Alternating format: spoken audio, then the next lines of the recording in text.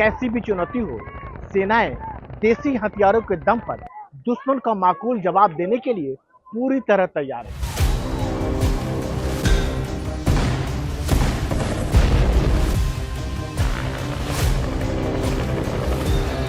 60 के दशक में जब इंडियन एयरफोर्स में मिग को शामिल किया गया तो पूरी दुनिया में इसके टक्कर के गिने चुने फाइटर प्लेन थे।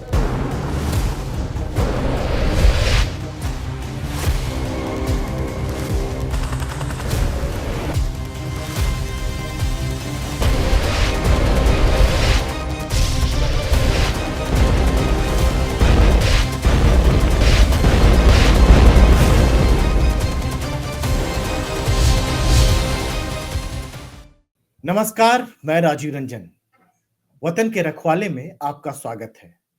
आप सभी दर्शकों का बहुत बहुत धन्यवाद। आपके स्नेह और आशीर्वाद से एनडीटीवी डिजिटल पर वतन के रखवाले के 1 साल पूरे हो गए। 1 साल हमने कई मुद्दों पर बात की। बात चाहे पूर्वी लद्दाख में भारत चीन सैनिकों के बीच तनातनी की हो या फिर लाइन ऑफ कंट्रोल पर भारत और पाकिस्तान के बीच तनाव की, भारतीय सेना को मिलने वाले नए हथियारों पर बात हो या फिर सामरिक रणनीति की, हमने समुद्री डाकुओं के खिलाफ नौसेना की कार्रवाई पर चर्चा की। इस बात पर भी बात की कि कैसे नौसेना की ताकत में अभूतपूर्व रूप से समंदर में कई गुना बढ़ गई जब एक ही दिन नौसेना को एक पनडुब्बी और 2 युद्धपोत मिले। थल सेना, नौसेना और वायुसेना की ताकत और जरूरत पर एक्सपर्ट की राय जानी। देश ही नहीं बल्कि विदेश में हुई उन सामरिक घटनाओं पर चर्चा की जिसका भारत समेत पूरी दुनिया पर असर पड़ता है। देश और रक्षा से जुड़े सवालों के जवाब जानने की कोशिश की। आपके पसंदीदा शो वतन के रखवाले के 1 साल होने के मौके पर हर बार की तरह हमारे साथ 2 खास मेहमान जुड़े हैं। वायुसेना के सह प्रमुख रहे एयर मार्शल अनिल खोसला और थल सेना में आर्मी कमांडर रहे lieutenant general KJ Singh. NDTV से जुड़ने के लिए आप दोनों मेहमानों का बहुत बहुत धन्यवाद। सर, सबसे पहले वतन के रखवाले के 1 साल की झलक देख लेते हैं। सेना के अंदर भी अग्निवीर स्कीम को लेके फीडबैक लिया जा रहा है। इस पूरे मामले पर बातचीत करने के लिए हमारे साथ है सेना के मेजर जनरल रहे अश्विनी शिवाज। कारगिल की लड़ाई हुई थी, उसके बाद एक सुब्रमण्यम कमेटी बिठाई गई थी कि भाई आप रिकमेंडेशन दें हम किस प्रकार से अपने आप को ज्यादा बेटर फौज बना सकते हैं, मॉडर्नाइज कर सकते हैं। उसकी दो बड़ी मेजर रिकमेंडेशन थी सुब्रमण्यम कमेटी की कि एक तो उन्होंने कहा था कि जो एवरेज एज है जवानों की वो 32 साल के करीब है, उसको घटा के 25 से 26 साल की तरफ करना चाहिए। और दूसरा था कि भाई जो पैसा डिफेंस बजट में आता है वो ज्यादातर रेवेन्यू में चला जाता है जो कि पे और पेंशन है। तो इन दोनों को मद्देनजर रखते हुए गवर्नमेंट जो है ये 2022 में अग्निपथ स्कीम लेके आई थी। इंडिपेंडेंस के बाद पहली विजिट है एक इंडियन प्राइम मिनिस्टर की वहाँ पे, और हाँ, यूज के साथ इसका थोड़ा सा हम लगा सकते हैं कोई कनेक्शन, लेकिन एट द सेम टाइम एक important on its own also एक बहुत इम्पोर्टेंट विजिट है। और ये दिखाता है कि विश्व में एक हम ग्लोबल प्लेयर हैं, ग्लोबल पावर हैं और हम किसी के भी दबाव या झुकाव में नहीं आते हैं। उन्होंने देखिए सऊदी अरेबिया को भी एक तरह से नीचे लाके दिखा दिया। पूरे 27 अरब कंट्रीज की फौज उनसे लड़ती रही और वो नहीं आज तक काबू पाए उनके बाद में, अब उन्होंने भी वो करना पड़ा। और जो अब ये हिजबुल्लाह और इजराइल की लड़ाई है, इसमें एक सबसे बड़ी चीज मैं समझता हूँ, देखिए इजराइल अपना डिफेंड करना चाहता है, सारी दुनिया उसको मानती है। जनरल सिंह, सबसे पहले मेरा सवाल आपसे है कि सेना के लिहाज से अगर साल भर के सफर को देखें तो पूर्वी लद्दाख में भारत और चीन के बीच में जो समझौता हुआ है वह बहुत बड़ा कदम है। विश्वास बहाली के लिए अभी क्या कुछ किए जाने की और जरूरत है और क्या चीन पर यकीन किया जा सकता है? चाइना पर आप भरोसा नहीं कर सकते, बिल्कुल नहीं कर सकते। और आपका बेसिक प्रिंसिपल ये होना चाहिए, verify verify and verify before you trust. मतलब वेरीफाई को आप 3 लेवल पे करें और फिर भरोसा करने का सोचें। इकोनॉमिकली भी वायबल नहीं है। दोनों कंट्रियों के लिए, चीन के लिए भी। जी ह्यूमन रिसोर्सेज की जो कॉस्ट है वो बहुत हैवी है, और दो न्यूक्लियर पावर्ड नेशंस के बीच इस तरह का तनाव एक बड़ा गलत संदेश देता है। जब तक कि हम लद्दाख पर केंद्रित है, तो हम ये ना भूलें कि तिब्बत तो बहुत दूर तक जाता है। हम्म, अरुणाचल, यांगसे, सिक्किम के साथ लगा हुआ तिब्बत का क्षेत्र, डोलम, डोकलम, इन सब जगहों पे हमको सतर्क रहना है, सजग रहना है। सर आपसे पूछना चाहूंगा एयर मार्शल खोसला सर, ये सवाल जो है सीधा कि वायुसेना प्रमुख ने जो सवाल उठाए थे लड़ाकू विमानों की घटती तादाद को लेकर और एचएएल जो तेजस बनाती है, जो उस पर सवाल खड़े किया, तो उस पर आपका क्या टेक है सर, क्या कहेंगे? हाँ, वही मैं बता रहा हूँ कि एट द मोमेंट जो लड़ाकू जहाज है, जो 42 स्क्वाड्रन की ऑथराइज स्ट्रेंथ है, वो भी बहुत पुरानी है, 1962 की विंटेज की है। अभी स्थिति काफी बदल गई है। चाइना बहुत प्रोग्रेस कर रहा है, वो जो अमेरिका से रेस कर रहा है, उनके 5th जनरेशन जहाज जो है बहुत सारे उन्होंने इंडक्ट कर लिए हैं। 6th जनरेशन जहाज जो है वो भी फ्लाई प्रोटोटाइप कर लिया है। तो उसकी जो मिलिट्री कैपेबिलिटी बहुत बढ़ती जा रही है और वो काफी एग्रेसिव है हमारी तरफ। जनरल साहब ने भी बताया कि बहुत ही एग्रेसिव एटीट्यूड है उनका। इस हालातों में हमारी जो स्ट्रेंथ है बहुत कम है। हमारी जो एयरफोर्स की कैपेबिलिटी है लड़ाई लड़ने की, वो काफी प्रोग्रेस हुई है, लेकिन जो कैपेसिटी है, जो नंबर्स हैं, वो बहुत कम है। तो इसीलिए ये फ्रस्ट्रेशन जो है उठती जा रही है। सर अब हमारे साथ देश के अलग अलग हिस्सों से कुछ युवा दर्शक जुड़े हैं, उनके कुछ सवाल है वो ले लेते हैं सर। पहला सवाल दिल्ली के ऋतिक का है। मेरा सवाल यह है कि अग्निवीर योजना को लेकर इसके शुरुआत में कई युवाओं के द्वारा सवाल उठाए गए, विपक्ष भी लगातार इसका विरोध कर रही है। क्या आपको लगता है कि सरकार को इस योजना में कुछ सुधार करनी चाहिए जिससे युवाओं का ज़्यादा से ज़्यादा रुझान इसके तरफ बढ़े? ये अग्निवीर जो स्कीम लॉन्च की गई, उसको शुरू में बोला गया कि ये पेंशन बचाएगी, बाद में कहा गया नहीं, इससे युवा लोग आएंगे, बहुत कॉम्पिटेंट लोग आ जाएंगे, बहुत सारे लोगों को सेना का जो काम करने का तरीका है, नेशन बिल्डिंग और नेशनलिज्म की उनकी फीलिंग आ जाएगी। लेकिन उसका सुधार करना बहुत जरूरी है। और सुधार जो है वो है 4 साल की बजाय 7 साल, 25% के बजाय 50% रिटेंशन और एश्योर्ड ट्रांसफर टू CAPF या कुछ ऐसी ऑर्गेनाइजेशंस। और चौथी चीज, जो भी इनमें से देश के लिए कुर्बान हो, शहीद शब्द का इस्तेमाल तो नहीं करते हैं, किल्ड इन एक्शन बोलते हैं आमतौर पे, उस पर जो भी इनके लिए देश के लिए कुर्बानी दे, उसको उसी लेवल पे रखा जाए जिस लेवल पे दूसरों को रखा जाता है। मैं उस पर बात करूं। एयर मार्शल खोसला, पटना से गौतम कुमार का सवाल है। और मेरा सवाल ये था कि भारत जो है वो डेवलपिंग कंट्री है, हम काफ़ी सारी चीज़ें बनाते हैं, हम मंगल पे भी जा चुके हैं, हमने गगनयान बनाया, मंगलयान बनाया, फिर क्यों हमें आज भी डिफेंस से जुड़ी जो इक्विपमेंट्स हैं, चाहे वो फाइटर प्लेन्स हों या दूसरी चीज़ें हों, वो बाहर के देशों से इंपोर्ट करना पड़ रहा है? क्या वो भारत में नहीं बन सकते? और अगर नहीं बन रहे हैं, बन सकते हैं और नहीं बन रहे हैं, तो उनका रीज़न क्या है, ऐसा क्यों हो रहा है? राजीव साहब, गौतम ने बहुत अच्छा क्वेश्चन पूछा है, बहुत अच्छा सवाल किया है।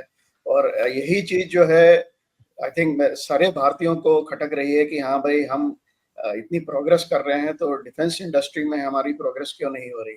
हमारी अप्रोच रही है लीप फ्रॉग की, कि हम कहते हैं कि हाँ भाई, टाइमलाइन फिक्स करते हैं, इतने साल बाद, 10 साल बाद, ईयर सो एंड सो में हम ये चीज बना लेंगे और वो जो है उस समय वर्ल्ड के बराबर होगी। लेकिन हमारी अप्रोच में क्या हो रहा है कि जब हम उस टाइमलाइन पे पहुंचते हैं तो उसमें हमारा कॉस्ट ओवररन हो जाता है, उसमें हमारी क्वालिटी थोड़े गैप्स रहते हैं और हम इसमें थोड़ा लैग कर जाते हैं।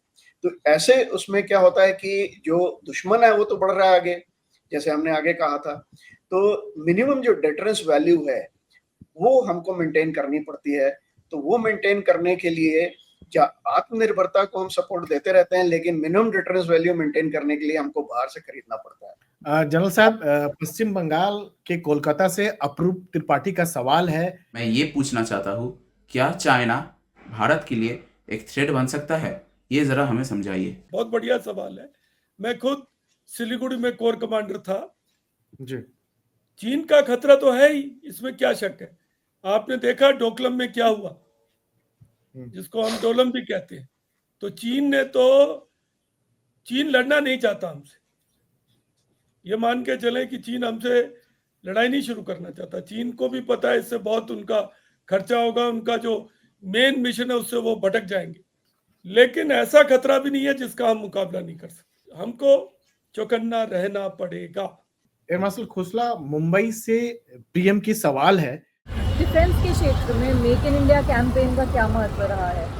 क्या आप इसे सफलता मानेंगे या दिल्ली अभी दूर है? ये भी बहुत बढ़िया सवाल है और बड़ा करंट सवाल है।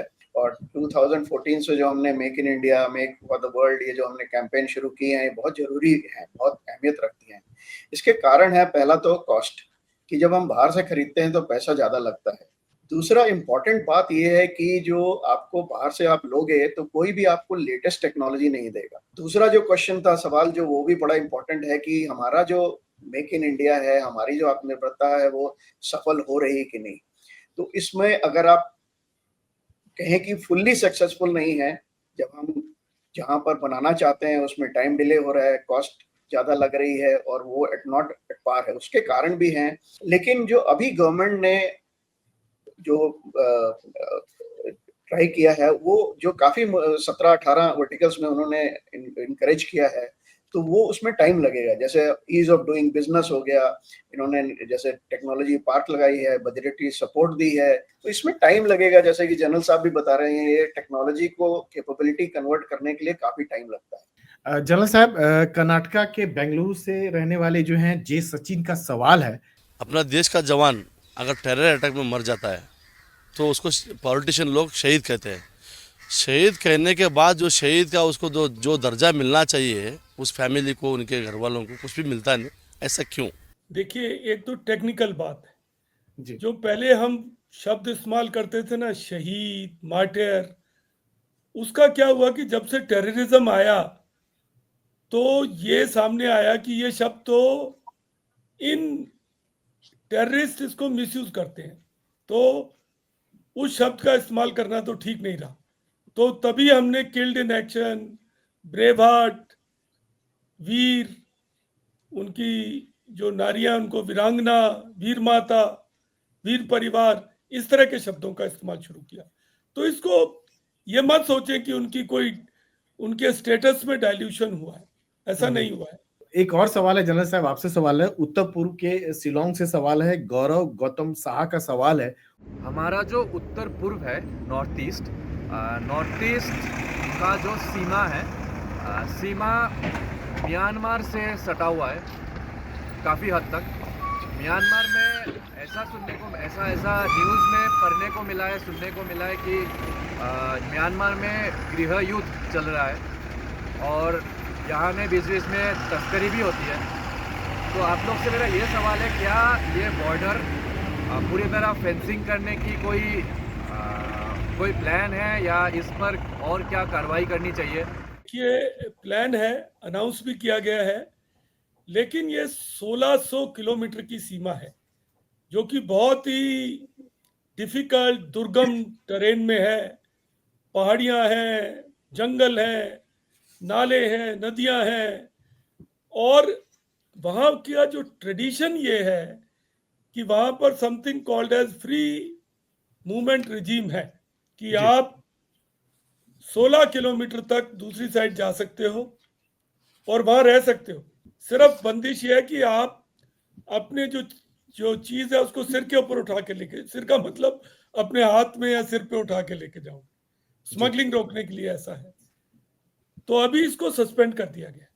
अच्छा। इससे उन ट्राइब्स में बड़ा कुछ एजिटेशन है, क्योंकि वहाँ के ट्राइब्स कुछ ऐसे हैं कि वो इधर से उधर जाते रहते हैं, उनका एक्सचेंज चलता रहता है।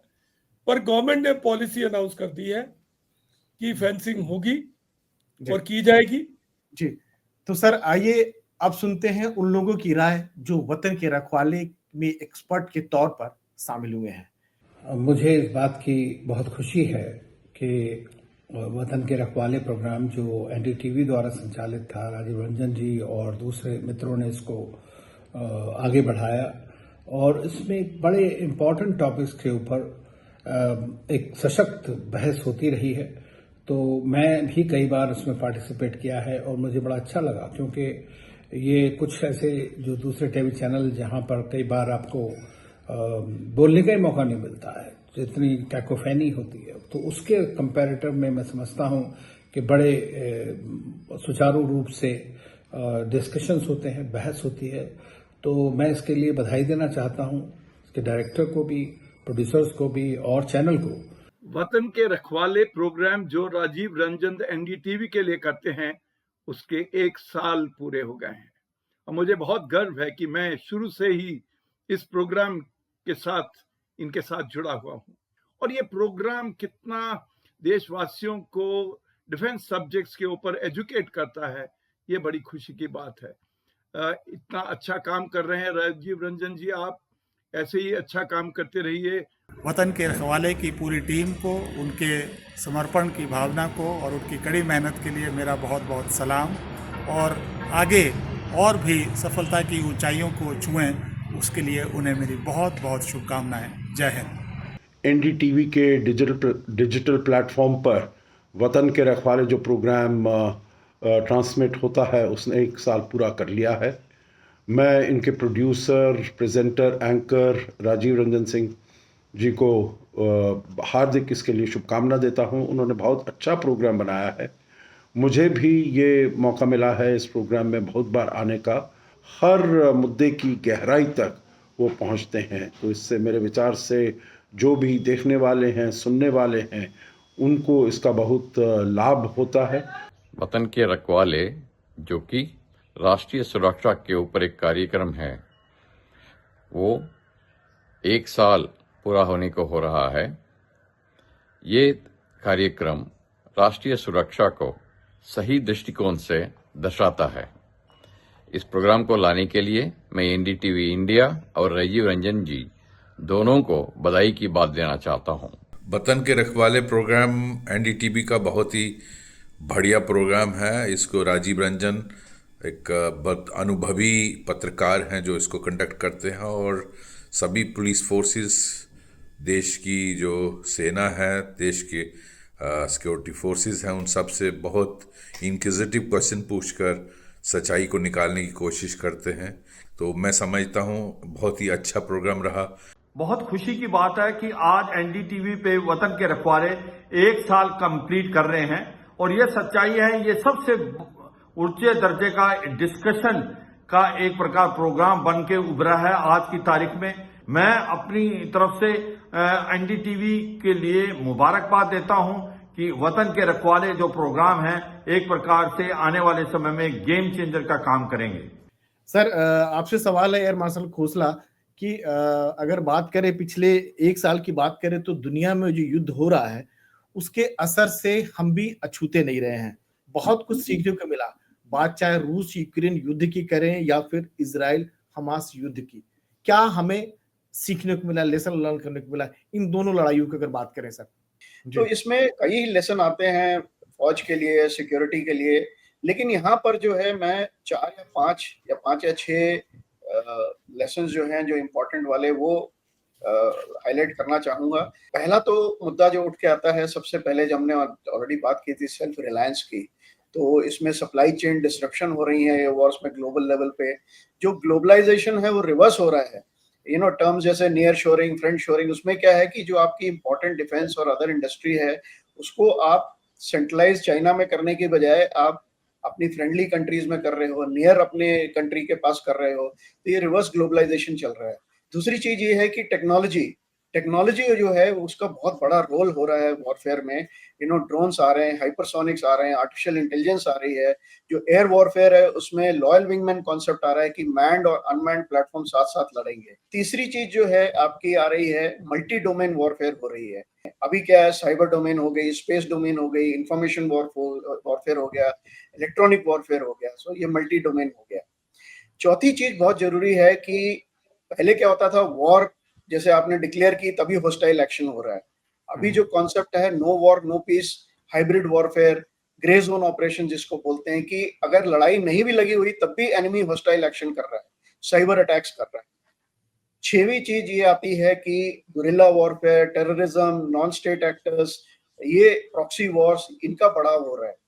अजय भाई, मैंने ये सब 5-6 चीजें क्यों बोली हैं? इसलिए बोली हैं कि इसमें सिर्फ सोल्जर, एयरमैन और सीमैन लड़ाई नहीं लड़ रहे, इसमें नॉर्मल पब्लिक को भी इफेक्ट पड़ता है। तो इसमें क्या है कि लड़ाई की जो हॉस्टाइल एक्शन है एनिमी का, ये ऐसा नहीं है कि जब वॉर लगी तभी हो रहा है, पीस टाइम में भी हो रहा है और को इफेक्ट हो रहा है। और जो आज की वॉरफेयर हो रही है उसमें ऐसा नहीं है कि सिर्फ डिफेंस फोर्सेस ही लड़ाई लगे, इसमें होल ऑफ नेशन अप्रोच और होल ऑफ एंटायर कंट्री की जो वो है वो उसमें इन्वॉल्वमेंट जरूरी है। जनरल सिंह, एक सवाल आपसे था कि एक मजबूत और विकसित भारत के लिए सेना का सुदृढ़ होना कितना जरूरी है? देखिए, आप अपने देश में बिना सिक्योरिटी के डेवलपमेंट नहीं कर सकते, ये चिंता रहती है। अभी आप देख रहे हैं, यूरोप ने देखा ये हाल। यूरोप को बहुत भरोसा था नेटो के ऊपर, अमेरिका के पीछे लगे थे वो। तो ये जो एक्सटर्नल बैलेंसिंग का जो है कॉन्सेप्ट है, वो तो ट्रम्प साहब ने तोड़ दिया, उसको तहस नहस कर दिया। कोई नहीं हमारे लिए आएगा, जो आएगा वो कीमत पे आएगा, टेक्नोलॉजी देगा, कुछ देगा, उसके पैसे लेगा। तो हमको अपनी सिक्योरिटी में और इंफ्रास्ट्रक्चर में तो इन्वेस्ट करना ही पड़ेगा। और हमारी जो युवा शक्ति है उसको भी सोचना पड़ेगा कि वो डिसरप्टिव। देखिए, टर्की के युवा लोगों ने बैरक्तार ड्रोन बनाया और टर्की का एक अलग वो हो गया, स्थान हो गया वर्ल्ड में। तो हम भी कुछ ऐसा करें, कुछ ऐसी टेक्नोलॉजीज डेवलप करें अपने आप, जैसे हमने ब्रह्मोस किया। ये नहीं कि हमने नहीं किया कुछ, बहुत कुछ किया हमने। हमें हमेशा ये मान के चलना है कि दूसरा कितना कर रहा है, चीन कितना कर गया, तो हमें तो वहां पहुंचना है। तो इसलिए जरूरी है कि युवा लोग आप टेक्नोलॉजी में जाएं, इन्वेस्ट करें, artificial intelligence, robotics, autonomous weapons, quantum technology, ये सारी इसमें आप अपना स्किल बिल्डिंग करें, कंट्रीब्यूट करें, नई चीजें सोचें, तभी इंडिया विकसित भारत बनेगा। तो सर, आप दोनों मेहमानों का बहुत बहुत धन्यवाद। हमारे दर्शकों के सवाल का जवाब दिया, मेरे भी सवाल का जवाब दिया। एक बार फिर से वतन के रखवाले की पूरी टीम की ओर से आप दोनों का बहुत बहुत धन्यवाद। सबसे ज्यादा धन्यवाद आप दर्शकों का, जिन्होंने हमारी इस कोशिश को 1 साल में इतना सफल बनाया। धन्यवाद सर, थैंक यू सर। हमारी तरफ से भी धन्यवाद आपको भी और दर्शकों को, जिन्होंने हमें सुना। और उम्मीद करते हैं कि आने वाले टाइम पर ये आपके साथ जुड़े रहेंगे जी, और कभी आप चाहेंगे तो हम भी आपके साथ जुड़ेंगे। शुक्रिया सर, थैंक यू सर। धन्यवाद। Thank you sir.